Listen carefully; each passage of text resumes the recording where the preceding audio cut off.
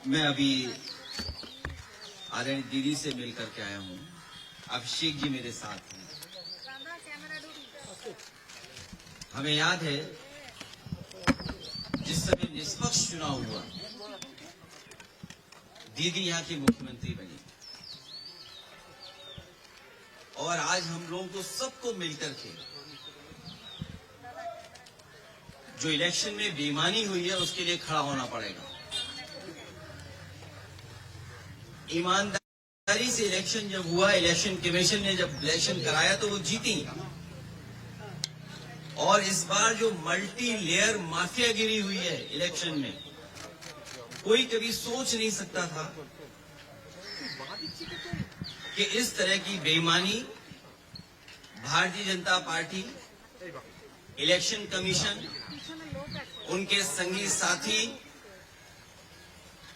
खुफिया लोग, अंडरग्राउंड लोग मिलकर के इस तरह का चुनाव करेंगे।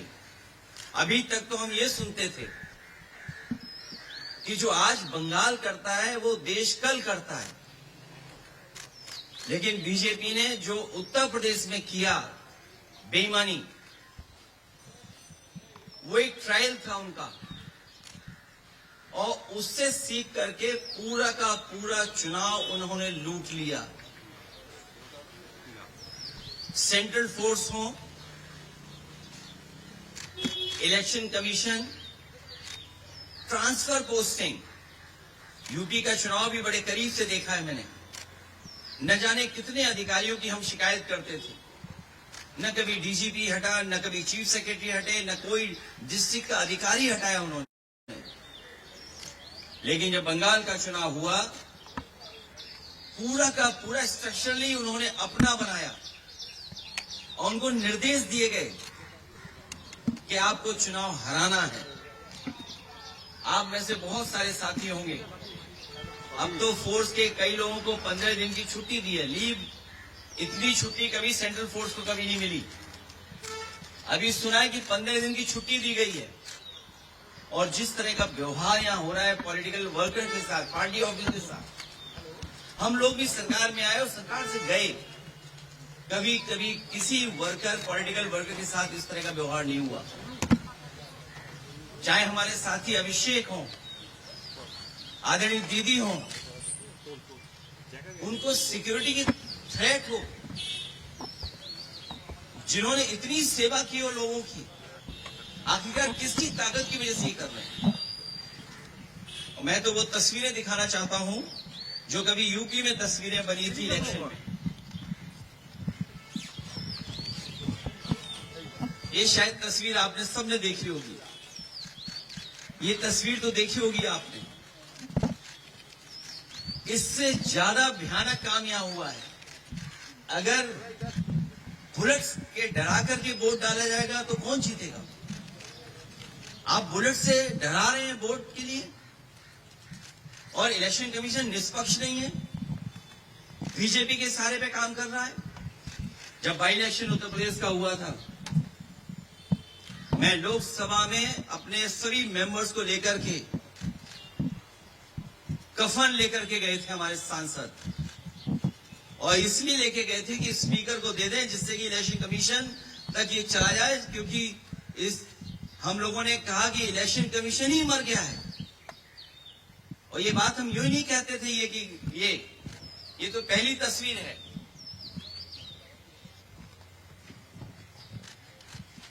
दूसरी तस्वीर भी किसी से छिपी नहीं होगी,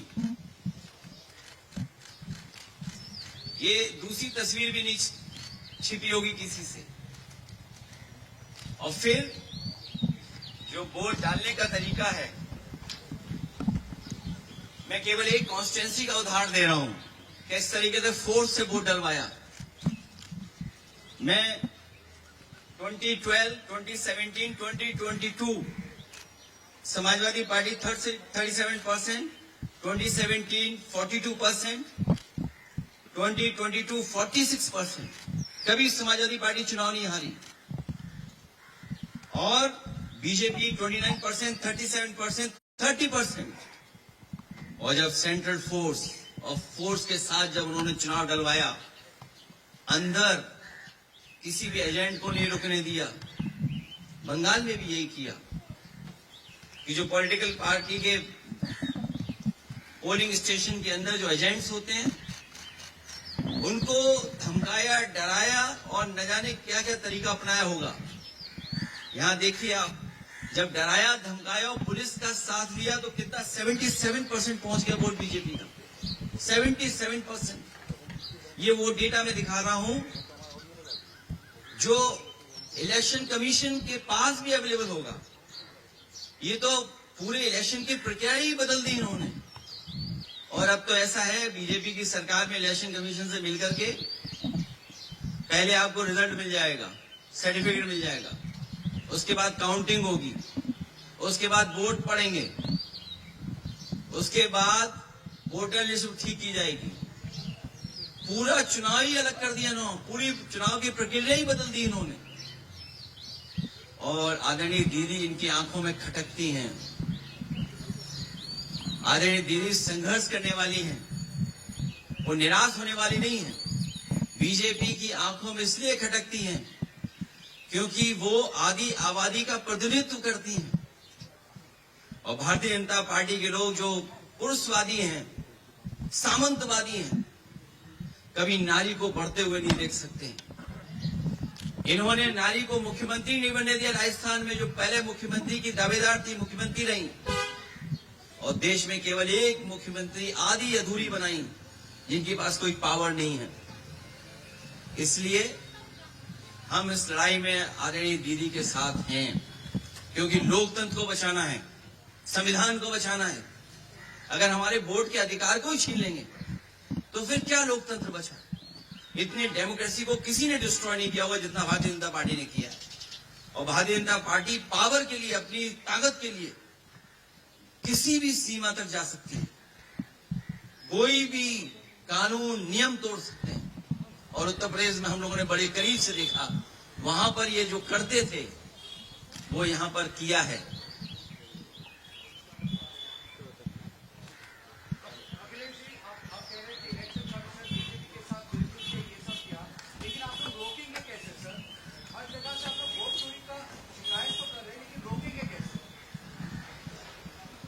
मुझे उम्मीद है कि देश की जनता इसके बाद जाग जाएगी। जो बंगाल में हुआ है, जो बंगाल को सेंट्रल फोर्स से, क्या आप कल्पना कर सकते हैं कि 3 लाख सेंट्रल फोर्स भेजी गई और चिन्हित करके अधिकारियों को पोस्ट किया गया। सुनने में तो यह भी आया कि अधिकारियों को लालच दिया गया है कि चुनाव जिता दो तो हम आपको अच्छा पद देंगे। और आप यकीन करना, देख लेना, आप जो यहां से चुनाव करा करके जा रहे हैं अधिकारी बड़े, कुछ न कुछ लाभ का पद पाएंगे। हम लोगों को उम्मीद है कि हम लोगों को जनता के बीच में जाकर के जगाना पड़ेगा उनको। सर, बीजेपी का कहना है ममता बनर्जी के बाद आप एक टारगेट, उत्तर प्रदेश में नेक्स्ट ईयर इलेक्शन है, उनका कहना है कि आप एक टारगेट। हमसे 2 गलतियां हुई, एक बीजेपी को हरा दिया और दूसरा अयोध्या हरा दिया। तो हम तो टारगेट में होंगे ही, ये कोई नई बात नहीं है। और हम तो बहुतों के टारगेट में, एक के टारगेट में नहीं है। अखिलेश जी, इसके साथ में यहाँ पर बीजेपी की तरफ से कहा जा रहा है, चुनाव आयोग की तरफ से कहा जा रहा है कि ये यहाँ निष्पक्ष तरीके से चुनाव हुआ, हिंसा मुक्त चुनाव हुआ, इस वजह से इस तरह के नतीजे आए। भारतीय जनता पार्टी सोम पपड़ी की तरह झूठ की लेयर है। सोम पपड़ी खाई कभी? एक लेयर के ऊपर दूसरी लेयर झूठ की चढ़ा देते हैं लोग। और आपको तो मैं ये कहता हूं ना, सब वीडियोस आर्काइव में पड़े हुए हैं। रामपुर का इलेक्शन देख लो, किसी वोटर को नहीं निकलने दिया। और ये जो डेटा मैं आपको दिखा रहा हूं, ये रामपुर की कॉन्स्टिट्यूंसी का दिखा रहा हूं मैं, कुदर की कॉन्स्टिट्यूंसी का दिखा रहा हूं मैं। ये तो डेटा आप देख सकते हो। इलेक्शन कमीशन अंधा है क्या? और ये महिलाओं की तस्वीर क्या आप भूल गए कि आपके अपने चैनल पे भी चली थी तस्वीरें? ये तस्वीरें आप भूल गए क्या?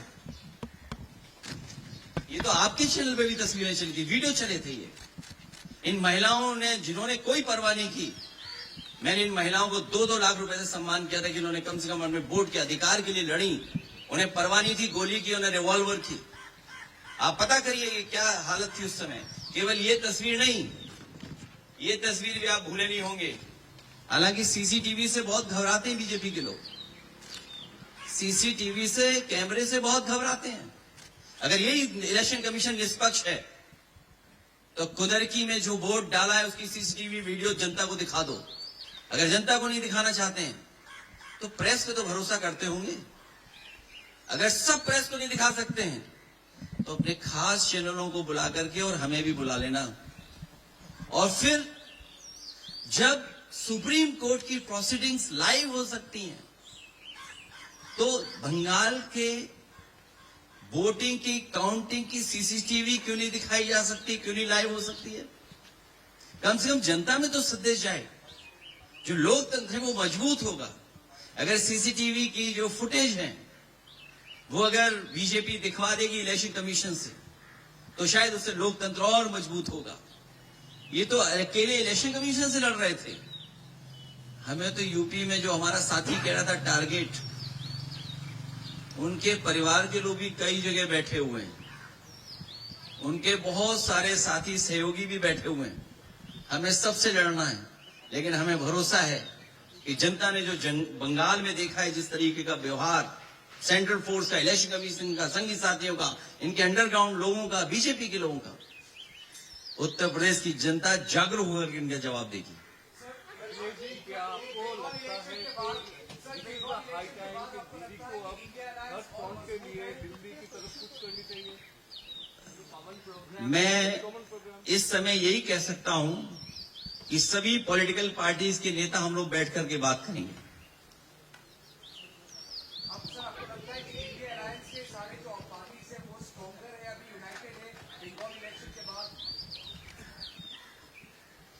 कोशिश यही होगी कि सब लोग और साथ मिलकर के काम करें, क्योंकि लोकतंत्र बचाना है, डेमोक्रेसी को बचाना है। ये डेमोक्रेसी को डिस्ट्रॉय करना चाहते हैं, हमारे वोट के अधिकार को ही छीनना चाहते हैं। हालांकि बात यहां की नहीं है, लेकिन यूपी की मैं कह सकता हूं, वो वोट छीन करके आम लोगों के और खासकर पीडीएस समाज के लोगों के अधिकार छीनना चाहते हैं।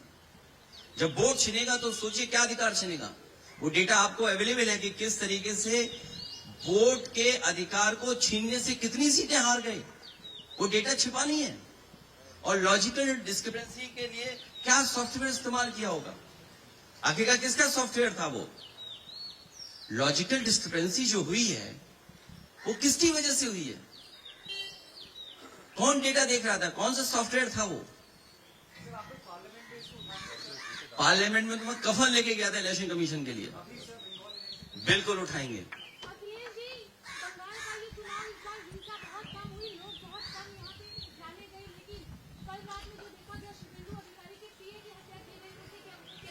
इसमें तो होम मिनिस्टर जिम्मेदार हैं कि उनके पीए की हत्या कैसे हो गई। ये सवाल मुझसे मत पूछिए, आप ट्विटर हैंडल होगा आपका, आप टैग करिए होम मिनिस्टर साहब को, पूछिए कि हत्या कैसे हो गई।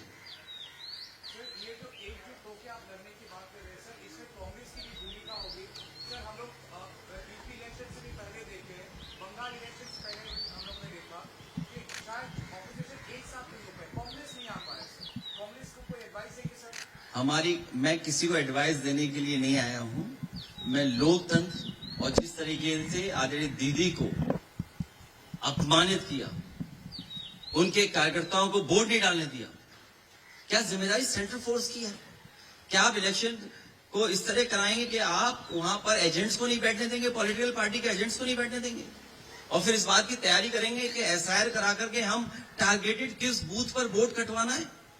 जो टीएमसी के स्ट्रांग बूथ हैं, स्ट्रांग वोटर्स हैं, उनको वोट ना देने दिया जाए, इसलिए वोट कटवा दें उनका? ये अधिकार किसने दिया है? यही लोकतंत्र को सबसे बड़ी हत्या कर रहे हैं बीजेपी के लोग मिलकर के, वो भी इलेक्शन कमीशन से। इसलिए सभी पॉलिटिकल पार्टी से हमारी अपील होगी कि कम से कम इस सवाल पर हम सब एक दिखाई देंगे। हम सब पॉलिटिकल पार्टी के लोग एक साथ खड़े हुए दिखाई देंगे।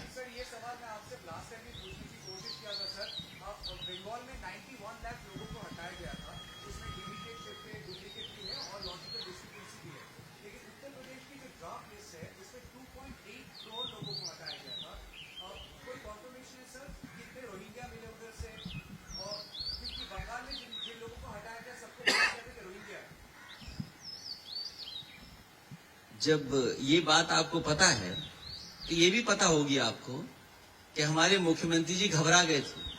उन्होंने कहा कि 4 करोड़ वोट हमारे कट गए इसमें।